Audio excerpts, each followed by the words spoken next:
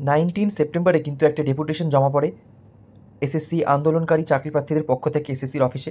মোট 7 জন প্রতিনিধি দল কিন্তু চেয়ারম্যান স্যারের সাথে দেখা করতে যান, এবং এই ডেপুটেশন কী কী ছিল, কী কী ডিমান্ড রাখা হয়েছে এবং এর এক্সপ্লেনেশনে আমরা কী উত্তর পাই, এই সব নিয়ে আজকে ডিসকাশন কিন্তু আমরা করব।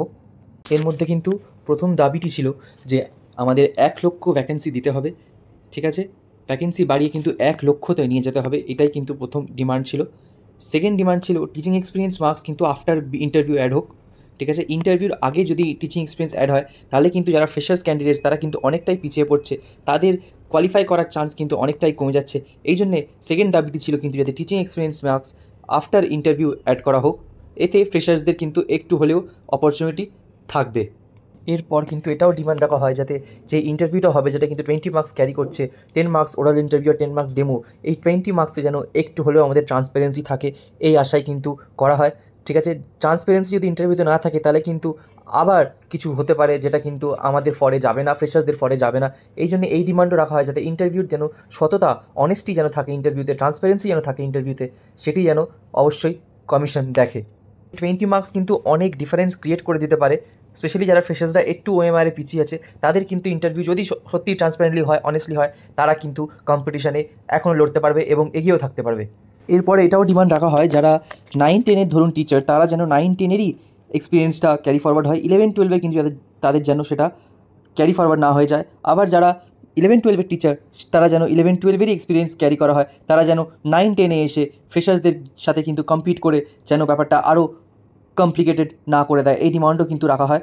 এরপরে কিন্তু এটাও ডিমান্ড রাখা হয় যে জেনারেল ভ্যাকেন্সি এত কম কেন। জেনারেল ভ্যাকেন্সির ক্ষেত্রে কিন্তু আমরা দেখেছি যে 2016-র রেসপেক্টে কিন্তু এবারে জেনারেল ভ্যাকেন্সি কিন্তু অনেকটাই কম আছে। এইটির কারণ কি এটাও কিন্তু জানা হয়। তো যেই প্রথম ডিমান্ডটি ছিল 1 লক্ষ ভ্যাকেন্সির, সেটির রিপ্লাইতে চেয়ারম্যান সাহেব কিন্তু বলেন ভ্যাকেন্সি কিন্তু আমাদের হাতে নয়, ভ্যাকেন্সি হচ্ছে এডুকেশন মিনিস্ট্রির পুরো হাতে, ঠিক আছে। যদি মিনিস্ট্রি অফ এডুকেশন মনে করে যে ভ্যাকেন্সি বাড়ানো উচিত বা ভ্যাকেন্সি বাড়ানো যায়, তারা কিন্তু সেটা পারে, এটা কিন্তু কমপ্লিটলি তাদের হাতে, এটা কিন্তু এসএসসির হাতে নয়, এটা কিন্তু সে বলেন।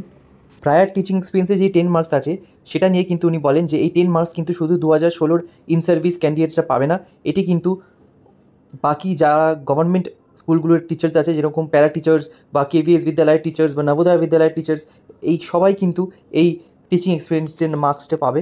কন্ট্রাকচুয়াল টিচার্স আছে তারা কি আদৌ এই টিচিং এক্সপিরিয়েন্সটা পাবে কি না সেটা কিন্তু তিনি বলতে পারেননি।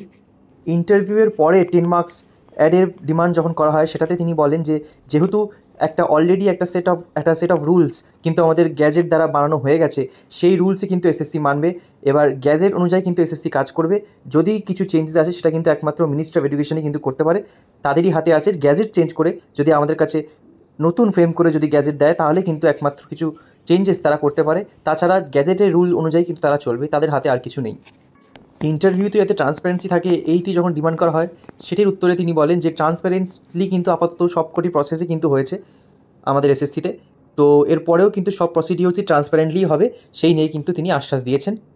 এরপর জেনারেল ভ্যাকেন্সি এত কম কেন যখন ডিমান্ড করা হয়, তিনি বলেন যে জেনারেল ভ্যাকেন্সি 2016-র রেসপেক্টে কিন্তু এবারে অনেকটাই কমে গেছে, কারণ এবার একটি নতুন ক্যাটাগরি অ্যাড হয়েছে, ইকোনমিক্যালি উইকার সেকশনস বা ইডাব্লিউএস, এটির জন্যে কিন্তু জেনারেল ক্যাটাগরির সিটস অনেকটাই কমে গেছে।